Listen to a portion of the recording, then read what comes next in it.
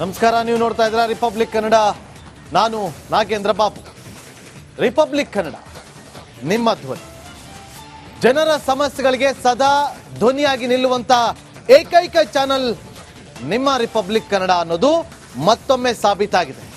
ಇಲ್ಲಿ ನಾವು ಗೆಲುವನ್ನ ಸಂಭ್ರಮಿಸ್ತಾ ಇಲ್ಲ, ಆದ್ರೆ ಜನರ ಧ್ವನಿಯಾಗಿ ನಿಂತು ಸರ್ಕಾರದ ಕಣ್ತೆರೆಸುವಂತ ಕೆಲಸವನ್ನ ಮಾಡಿದ್ವಲ್ಲ, ಅದಕ್ಕೆ ಒಂದು ಹೆಮ್ಮೆ ಇದೆ. ಬಾಣಂತಿಯರ ಮರಣ ಮೃದಂಗದ ವಿಚಾರವಾಗಿ ಸರ್ಕಾರದ ನಿರ್ಲಕ್ಷ್ಯ ದೊಡ್ಡ ಸುದ್ದಿ ಮಾಡಿದ್ದೆ ರಿಪಬ್ಲಿಕ್ ಕನ್ನಡ. ಸಾವಿನ ಆಸ್ಪತ್ರೆ, ನಮ್ಮ ವರದಿ, ನಮ್ಮದೇ ಇಂಪ್ಯಾಕ್ಟ್.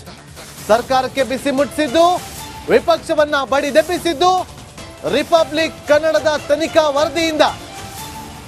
ಬಳ್ಳಾರಿಯಲ್ಲಿ ಬಾಣಂತಿಯರ ಸರಣಿ ಸಾವು ಅನ್ನುವ ವಿಚಾರ ಗೊತ್ತಾಗ್ತಾ ಇದ್ದಂತೆ ನಿಮ್ಮ ರಿಪಬ್ಲಿಕ್ ಕನ್ನಡ ನಮ್ಮ ಟೀಮನ್ನು ಅಲ್ಲಿಗೆ ಕಳಿಸಿ ನಮ್ಮ ಜಿಲ್ಲಾ ವರದಿಗಾರನಿಗೆ ಅಲರ್ಟ್ ಆಗುವಂತೆ ತಿಳಿಸಿ ಏನಾಗ್ತಾ ಇದೆ ಜಿಲ್ಲಾ ಆಸ್ಪತ್ರೆಯಲ್ಲಿ ತಿಳಿದುಕೊಳ್ಳಿ ಅಂತ ಹೇಳಿ ನಾವು ಡೇ 1 ಇಂದ ಕಳೆದ 1.5 ತಿಂಗಳಿನಿಂದ ನಿರಂತರವಾಗಿ ಸುದ್ದಿಯನ್ನ ಮಾಡ್ತಾ ಬರ್ತಾ ಇದ್ದೀವಿ. ನಿರಂತರವಾಗಿ ಇದು ರಿಪಬ್ಲಿಕ್ ಕನ್ನಡದ ಬಿಗ್ ಇನ್ವೆಸ್ಟಿಗೇಷನ್ ರಿಪೋರ್ಟ್. 1.5 ತಿಂಗಳು ನಿರಂತರ ವರದಿ. ಇಲ್ಲಿಯವರೆಗೂ ಆಗಿರೋದು 10 ಇಂಪ್ಯಾಕ್ಟ್. ಒಂದೊಂದು ಇಂಪ್ಯಾಕ್ಟ್ ಅನ್ನು ನಿಮ್ಮ ಮುಂದೆ ಎಕ್ಸ್ಪ್ಲೇನ್ ಮಾಡ್ತಾ ಹೋಗ್ತೀವಿ. ಗರ್ವದಿಂದ ಹೇಳ್ತಾ ಇಲ್ಲ, ಆದ್ರೆ ಒಂದು ಮಾಧ್ಯಮದ ಜವಾಬ್ದಾರಿಯನ್ನ ಮೆರೆಯುವಂತ ಕೆಲಸವನ್ನ ಮಾಡಿದ್ದೀವಿ. ಮಾಧ್ಯಮದವರಾಗಿ ನಮ್ಮ ಕರ್ತವ್ಯ ಏನು ಅನ್ನೋದನ್ನ ನಾವು ಕೆಲಸವನ್ನ ಮಾಡಿ ತೋರಿಸಿದ್ದೀವಿ. ಸರ್ಕಾರವನ್ನ ಬಡಿದೆಬ್ಬಿಸುವ ಕೆಲಸವನ್ನ ಮಾಡಿದ್ದೀವಿ. ವಿಪಕ್ಷವನ್ನ ಕೂಡ ನೀವೇನ್ ಮಾಡ್ತಾ ಇದ್ದೀರಿ ಅಂತೇಳಿ ಪ್ರಶ್ನೆ ಮಾಡುವಂತ ಕೆಲಸವನ್ನ ಮಾಡಿದ್ದೀವಿ. Drug controller suspend. Drug controller suspend ಯಾಕೆ ಆಯ್ತು ಅಂತಂದ್ರೆ ರಿಪಬ್ಲಿಕ್ ಕನ್ನಡದ ವರದಿಯಿಂದಾಗಿ. ನೆಕ್ಸ್ಟ್, IV ಫ್ಲೂಯಿಡ್ ಮೇಲೆ ಸರ್ಕಾರ ನಿಷೇಧವನ್ನ ಹೇರಿತ್ತು. ಕೇಂದ್ರ ಸರ್ಕಾರ ಹೇರಲಿಲ್ಲ, ಮತ್ತೆ ರಾಜ್ಯ ಸರ್ಕಾರ ಅದನ್ನ ನಿಷೇಧವನ್ನ ಹೇರಿದ್ದು ಕಾರಣ ರಿಪಬ್ಲಿಕ್ ಕನ್ನಡ ವರದಿಯಿಂದ. ಪಶ್ಚಿಮ ಬಂಗಾಳದ ಫಾರ್ಮಾ ವಿರುದ್ಧ ತನಿಖೆಗೆ ಯಾಕೆ ನೀವು ಆಗ್ರಹಿಸ್ತಾ ಇಲ್ಲ ಅಂತಂಗೆ ಒಂದು ಟೀಮ್ ಅನ್ನ ಪಶ್ಚಿಮ ಬಂಗಾಳಕ್ಕೆ ಕಳಿಸ್ಕೊಟ್ಟಿದ್ದು ರಾಜ್ಯ ಸರ್ಕಾರ. ಅದಕ್ಕೆ ಕಾರಣವಾಗಿದ್ದು ನಿಮ್ಮ ರಿಪಬ್ಲಿಕ್ ಕನ್ನಡ. ತಪ್ಪಿತಸ್ಥರ ವಿರುದ್ಧ ಕ್ರಮ ಯಾಕಿಲ್ಲ ಅಂತೇಳಿ ಪ್ರಶ್ನೆಯನ್ನ ಮಾಡಿದ್ದು ಕೂಡ ರಿಪಬ್ಲಿಕ್ ಕನ್ನಡನೇ.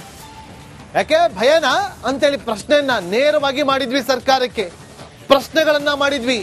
ಆ ಬಳಿಕ ಸಿಎಂ ಸಿದ್ದರಾಮಯ್ಯ ಅವರು ತನಿಖೆಗೆ ಆಗ್ರಹಿಸ್ತಾರೆ. ಅದಾದ ಬಳಿಕ ವಿಪಕ್ಷ ಬಣ ಬಡಿದಾಟ ಬಿಡಿ ಸ್ವಾಮಿ, ಇಲ್ಲಿ ಬಳ್ಳಾರಿಯಲ್ಲಿ ನಿರಂತರವಾಗಿ ಸರಣಿ ಸಾವುಗಳಾಗ್ತಾ ಇದೆ, ಹೋಗಿ ಅಲ್ಲಿ ಏನಾಗ್ತಾ ಇದೆ ಅಂತೇಳಿ ಪರಿಶೀಲನೆ ಮಾಡಿ ಅಂತೇಳಿ ಪ್ರಶ್ನೆ ಮಾಡಿದ್ದು ಕೂಡ ರಿಪಬ್ಲಿಕ್ ಕನ್ನಡ. ಆಗ ತಕ್ಷಣ ವಿಪಕ್ಷ ನಾಯಕರು ಓಡೋಗ್ತಾರೆ, ಲೋಕಾಯುಕ್ತಕ್ಕೂ ಕೂಡ ಕಂಪ್ಲೇಂಟ್ ಕೊಡ್ತಾರೆ. ಅದಾದ್ಮೇಲೆ ಸಚಿವರ ಬೆನ್ನು ಬಿದ್ದು ಆರೋಗ್ಯ ಸಚಿವರಾಗಿರುವಂತಹ ದಿನೇಶ್ ಗುಂಡೂರಾವ್ ಅವರಿಗೆ ಪ್ರಶ್ನೆ ಮಾಡ್ತೀವಿ, ಯಾಕೆ ಸರ್ ಹೋಗಿಲ್ಲ ಅಲ್ಲಿಗೆ, ಇಲ್ಲಿ ಇದ್ಕೊಂಡು ಎಲ್ಲ ಮಾಡ್ತಾ ಇದ್ದೀವಿ. ಒಂದು ಸಾಂತ್ವನ ಹೇಳೋ ಕೆಲಸ ಮಾಡಿ ಅಂತ ಹೇಳಿದ್ವಿ, ಧೈರ್ಯ ತುಂಬಾ ಕೆಲಸವನ್ನ ಮಾಡಿ ಅಂತ ಹೇಳಿದ್ವಿ, ಹೋಗಿ ಆಸ್ಪತ್ರೆಗೆ ಭೇಟಿ ಕೊಡಿ ಅಂತ ನಾವು ಪ್ರಶ್ನೆನ ಮಾಡಿದ್ವಿ. ಮಧ್ಯಾಹ್ನ ಇನ್ನೊಂದು ಸ್ವಲ್ಪ ಹೊತ್ತಿಗೆ ಹೋಗ್ತಾರೆ. ಇದು ರಿಪಬ್ಲಿಕ್ ಕನ್ನಡದ ಇಂಪ್ಯಾಕ್ಟ್. ಜಿಲ್ಲಾಸ್ಪತ್ರೆ ಮುಂದೆ ಧರಣಿ ಕುಳಿತಂತ ಶ್ರೀರಾಮುಲು ಅವರೇ, ನಿಮ್ಮ ಕಾರ್ಯ, ನಿಮ್ಮ ನಡೆ ಮೆಚ್ಚುವಂತದ್ದೇ, ಆದ್ರೆ ಇದು ತಾತ್ಕಾಲಿಕ ಆಗಬಾರ್ದು, ಕೇವಲ ಬಳ್ಳಾರಿಗೆ ಸೀಮಿತ ಆಗಬಾರ್ದು. ಶ್ರೀರಾಮುಲು ಅವರೇ, ಇಡೀ ರಾಜ್ಯಕ್ಕೆ ಬೇಕು. ನೀವು ಕೂಡ ಆರೋಗ್ಯ ಸಚಿವರಾಗಿದ್ದಂಥವ್ರು. ಪ್ರಶ್ನೆ ಮಾಡಿದ್ವಿ, ಹೋದ್ರು. ಮಹಿಳಾ ಮೋರ್ಚಾ ಈಗ ಆಸ್ಪತ್ರೆಗೆ ಭೇಟಿ ಕೊಟ್ಟಿದೆ, ಎಲ್ಲೋಯ್ತು ಮಹಿಳಾ ಆಯೋಗ ಅಂತ ಪ್ರಶ್ನೆ ಮಾಡಿದ್ವಿ. ಮಕ್ಕಳ ಕಲ್ಯಾಣ ಇಲಾಖೆ, ಮಹಿಳಾ ಮತ್ತು ಮಕ್ಕಳ ಕಲ್ಯಾಣ ಇಲಾಖೆ ಸಚಿವೆ ಆಗಿರುವಂತಹ ಲಕ್ಷ್ಮೀ ಹೆಬ್ಬಾಳ್ಕರ್ ಅವರನ್ನು ಕೂಡ ಪ್ರಶ್ನೆ ಮಾಡಿದ್ವಿ, ಸುಮ್ಮನೆ ಬಿಡ್ಲಿಲ್ಲ. ಅದಾದ್ಮೇಲೆ ಬಿಜೆಪಿ ಅವರು ಲೋಕಾಯುಕ್ತ ಕಂಪ್ಲೇಂಟ್ ಕೊಡ್ತಾರೆ, ಸುಮೋಟೋ ಕೇಸ್ ದಾಖಲಾಗುತ್ತೆ, ಲೋಕಾಯುಕ್ತದವರು ಇವತ್ತು ರೈಡ್ ಮಾಡಿದ್ದಾರೆ. ಇದು ಕೂಡ ರಿಪಬ್ಲಿಕ್ ಕನ್ನಡದ ಬಿಗ್ ಇಂಪ್ಯಾಕ್ಟ್. ತನಿಖೆ ಆಗಬೇಕು, ತಪ್ಪಿತಸ್ಥರು ಯಾರಿದ್ದಾರೆ ಕ್ರಮ ಆಗಬೇಕು. ಇದೆಲ್ಲ ಆದ್ಮೇಲೆ ಸೋಮವಾರ ಬಳ್ಳಾರಿಗೆ ವಿಜೇಂದ್ರ ಅವರು ಕೂಡ ಭೇಟಿ ಕೊಡ್ತಿದ್ದಾರೆ. ಒಂದು ವರದಿ, 10 ಇಂಪ್ಯಾಕ್ಟ್, ನಿರಂತರವಾಗಿ ಮಾಡಿದಂತಹ ವರದಿ. ಇದು ಇಲ್ಲಿಗೆ ಫುಲ್ ಸ್ಟಾಪ್ ಅಲ್ಲ, ಇದು ಜಸ್ಟ್ ಟ್ರೇಲರ್ ಅಷ್ಟೇ. ಇನ್ನು ಮುಂದೆ ಇದೆ, ದೊಡ್ಡ ದೊಡ್ಡ ಸುದ್ದಿಗಳು ಬರ್ತವೆ ಹೊರಗಡೆ. ಇನ್ವೆಸ್ಟಿಗೇಷನ್ ಮಾಡೇ ಮಾಡ್ತಾರೆ ರಿಪಬ್ಲಿಕ್ ಕನ್ನಡ. ಇಂಪ್ಯಾಕ್ಟ್ ಗಾಗಿ ಅಲ್ಲ, ಜನರ ಕಣ್ಣೀರನ್ನ ಹೊರಿಸುವ ಸಲುವಾಗಿ. ಮುಂದಿನ ದಿನಗಳಲ್ಲಿ ಪುಟ್ಟ ಪುಟ್ಟ ಮಕ್ಕಳು ತಾಯಿಯನ್ನ ಕಳ್ಕೋಬಾರದು ಅನ್ನೋ ನಿಟ್ಟಿನಲ್ಲಿ ವರದಿ ಮುಂದುವರಿಯುತ್ತೆ. ಬಳ್ಳಾರಿ ಜಿಲ್ಲಾ ಆಸ್ಪತ್ರೆ ಕರ್ಮಕಾಂಡ ಬಗೆದಷ್ಟು ಕೂಡ ಬಯಲಾಗ್ತಾ ಇದೆ. ಆಸ್ಪತ್ರೆ ಮೇಲೆ ಲೋಕ ಅಧಿಕಾರಿಗಳು ದಿಢೀರ್ ರೇಡ್ ಅನ್ನ ಕೂಡ ಮಾಡಿದ್ದಾರೆ. ರಿಯಾಕ್ಟ್ ಆದಂತ ಗ್ಲೂಕೋಸ್ ಮಾಹಿತಿಯನ್ನ ಪಡೆಯುತ್ತಿದ್ದಾರೆ ಅಧಿಕಾರಿಗಳು.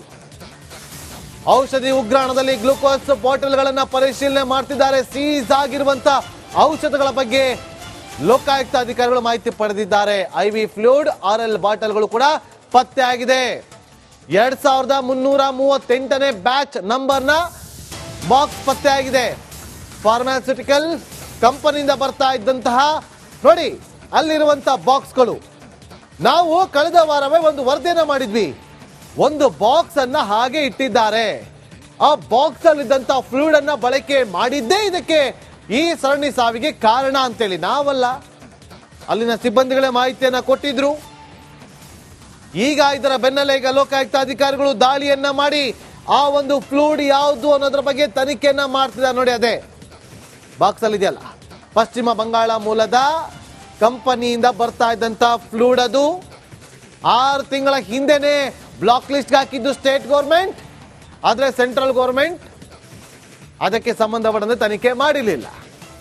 ನೀವು ಬಳಕೆ ಮಾಡಬೇಕು ಅಂತೇಳಿ ಅದು ನೋಡಿ, ಇಲ್ಲಿ ಮೆಡಿಕಲ್ ಮಾಫಿಯಾ ಇದು. ಇಲ್ಲಿ ವೈದ್ಯರ ತಪ್ಪಿದೆ ಅಂತ ನಾವು ಹೇಳ್ತಾ ಇಲ್ಲ. ಆದ್ರೆ ಇದನ್ನ ಬಳಸಬಾರ್ದು ಅಂತ ಹೇಳದ ಮೇಲೂ ಕೂಡ ಹೇಗೆ ಬಳಸೋದು? ಅನುಮತಿ ಕೊಟ್ಟಿದ್ಯಾರು? ತಪ್ಪಿತಸ್ಥರು ಯಾರು ಗೊತ್ತಾಗಬೇಕು.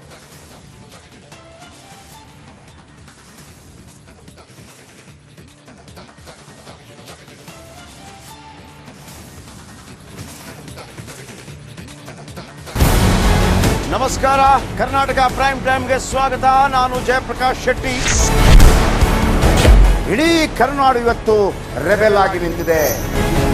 ಈ ಹಗರಣಗಳನ್ನು ಸದನದಲ್ಲಿ ಪ್ರಸ್ತಾಪ ಮಾಡಲು ಕೂಡ ಕಾಂಗ್ರೆಸ್ ಹಿಂದೇಟು ಹಾಕಿದ್ದೇಕೆ?